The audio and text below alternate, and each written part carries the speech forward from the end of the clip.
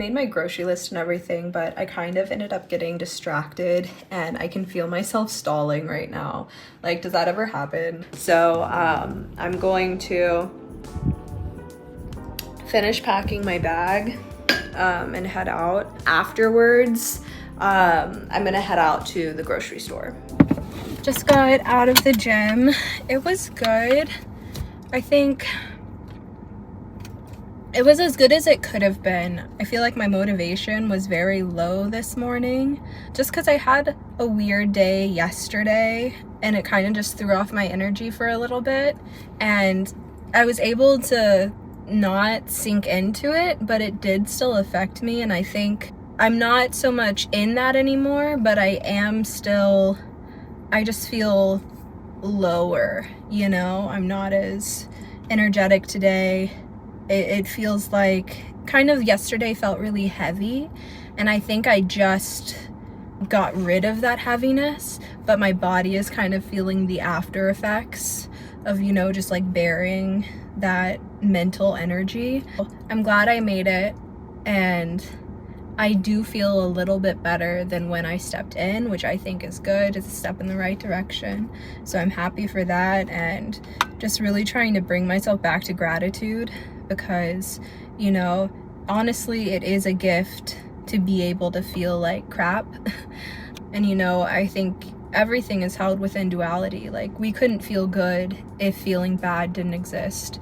And so we have to honor those moments that we're feeling low, because those moments are what allow us to, you know, feel immense joy and happiness. So just honoring that and really checking in with my energy. And I'm about to go to the grocery store so I can, you know, continue to fuel this good headspace that I want to continue chasing. So yeah, just little thoughts.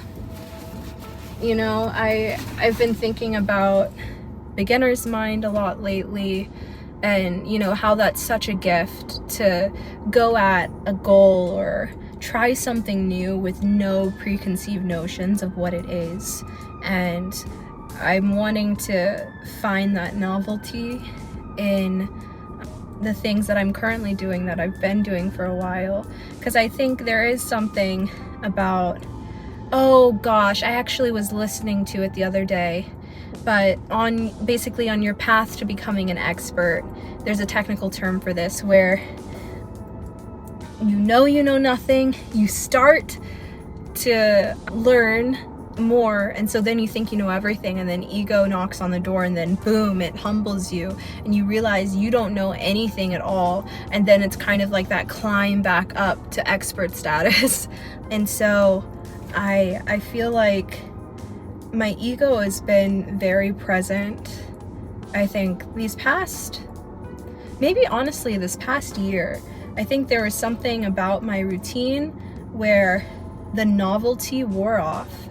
I didn't have beginner's mind anymore, and it's something, all of my routines and my habits, whether they were good or bad, I thought I knew everything. And so all of a sudden there was a period of time where I was really low and I just couldn't get out of it. And I think honestly being able to film and have some sort of creative outlet has really helped me. And yeah, you know, it's a gift to be able to create and share and engage, hopefully, in conversations. You know, I'm curious to hear what you all have been thinking about, you know, what's been on your mind lately. And even if you haven't actively been thinking about something, I think it's important to realize that subconsciously there are thoughts happening. So maybe a better question is, what has been popping up unconsciously for you? I love having these conversations with my friends and just little check-ins, because I think if we go too long without checking in on ourselves, if, you know, we're aware enough to remember to do that, or checking in with our friends, our partners, our family, you can wake up one morning and realize that, you know, a week, a month, a year, 2 years, goodness, have gone by, and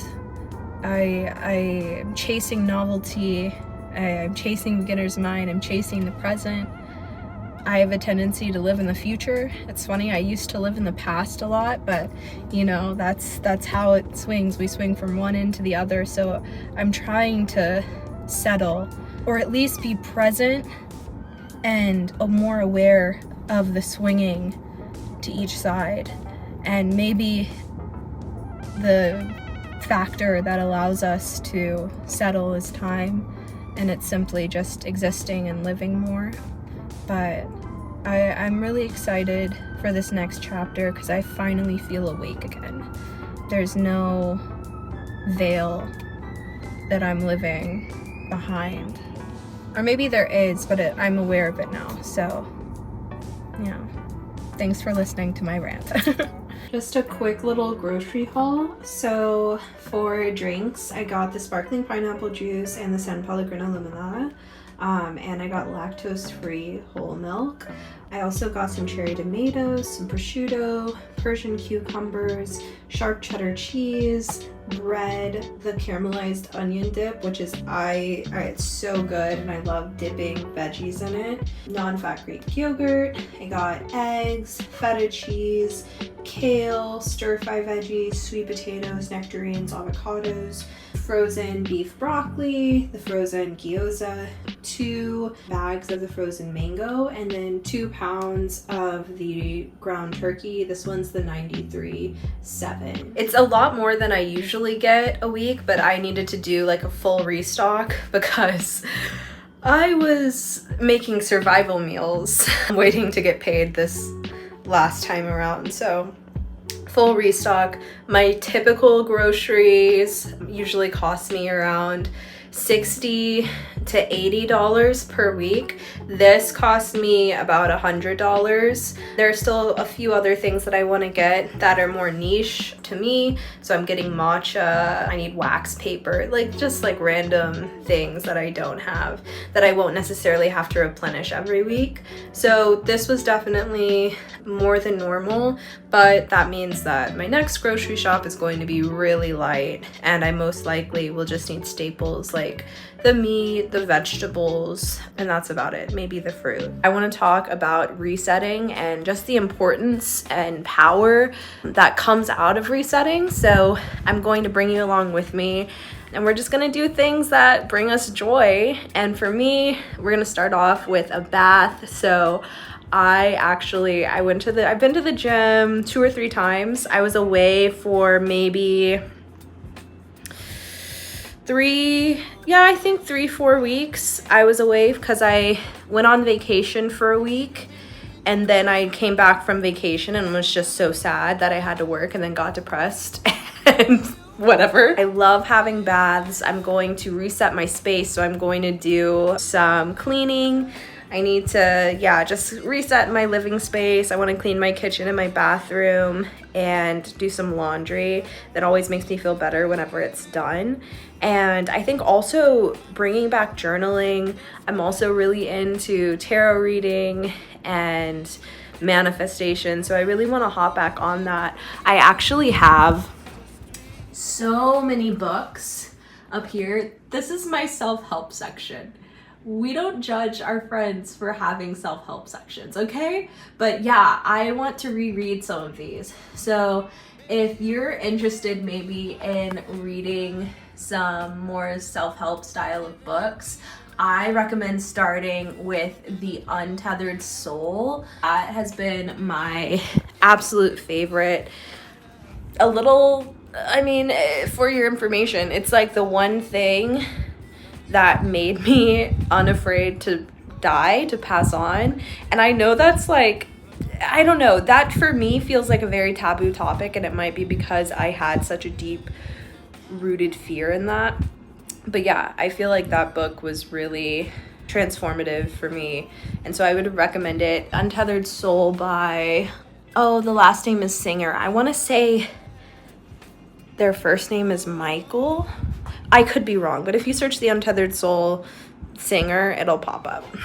Does anyone else have to wipe down their tub before they take a bath? Even if I've only taken maybe 1 shower after cleaning it, I still need to wipe it down to feel like I can take a bath. Anyone else? Just me?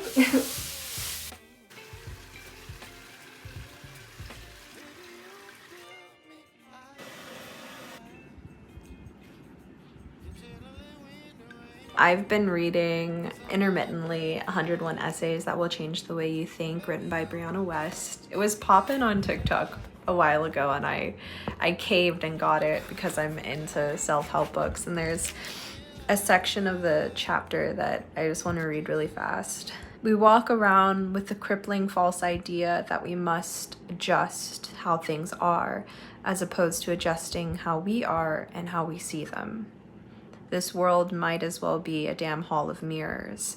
Rather than trying to break them all to distort and rearrange how you see the image, you have to let go of the idea that your image is all that exists.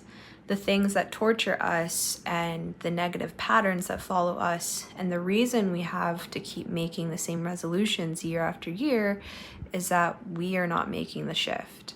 We are trying to shift other things. And she later goes on to say, everything you do, see, and feel is a reflection not of who you are, but how you are. You create what you believe. You see what you want. You'll have what you give. And that really stuck with me because I think, speaking just from personal experience, I think in an attempt to feel like I have control, I want to kind of play puppeteer with the world, which in turn, I mean, you can't control anything but yourself. I truly do believe that. And so it's kind of like an impossible task when you're trying to control all of that externally. You're never going to get the satisfaction of actually achieving that.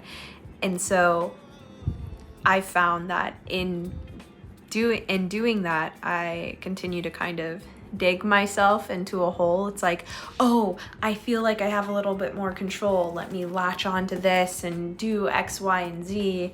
And all of a sudden I realize, wait, I haven't done anything, and now I'm really, really sad, and these actions aren't helping me. In fact, they're hurting me. And it's not until I kind of hop out of that funk that I realize, oh wow, like I was in a really dark place and I didn't even realize it. Or maybe I did, but I just didn't have the strength to pull myself out of it. And so just hearing it in this way, in a weird way, was very reassuring just because it's like, oh no, it's not a me thing.